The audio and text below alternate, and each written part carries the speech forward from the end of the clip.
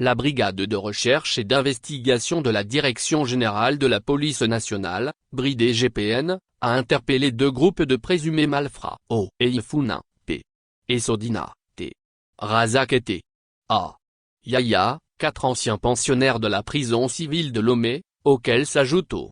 Kofia, sont les membres du premier groupe. Ils ont été interpellés entre le 28 décembre 2023 et le 2 janvier 2024, dans les quartiers Toblé-Copé et Ago-Zongo. Ils se font passer pour des patrons de grandes entreprises et prennent généralement pour cible de grands commerçants. Ils arrivent à les mettre en confiance, puis effectuent des achats de grande valeur. Ils font ensuite exprès de traîner leur paiement jusqu'à l'heure de fermeture des banques, et remettent des chèques à leurs victimes sachant bien qu'elles ne peuvent les encaisser le même jour. Ils font enfin convoyer les marchandises par un conducteur qui en réalité se trouve être leur complice, vers un magasin loué juste pour la circonstance. À la nuit tombée, ils reviennent pour déplacer la marchandise vers un lieu inconnu de la victime. Cette dernière, lorsqu'elle se présente à la banque le lendemain, se voit informée qu'il s'agit soit d'un chèque falsifié, soit d'un chèque sans provision. Lorsqu'elle revient au magasin où la marchandise a été livrée, elle se rend compte que les locaux ont été vidés et que les prétendus clients sont injoignables. Le second groupe de malfrats est composé des nommés A.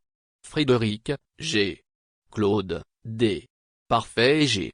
Anyovi, tous de nationalité togolaise. Leur interpellation fait suite au cambriolage d'une boutique, au grand marché d'Adolato, dans la nuit du 23 au 24 décembre 2023, cambriolage au cours duquel une caisse contenant 21 752 000 FCFA a été emportée. Grâce aux témoignages du voisinage et aux traces recueillies par la police technique et scientifique, A.